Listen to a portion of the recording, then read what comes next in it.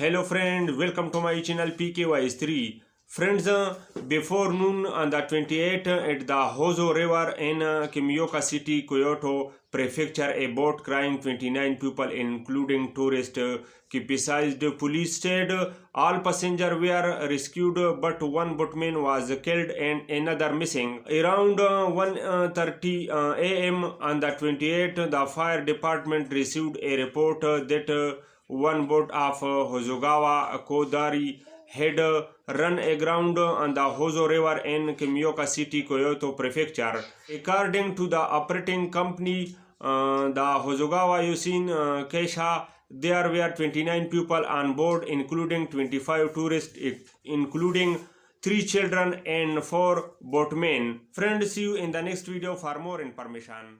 Thank you.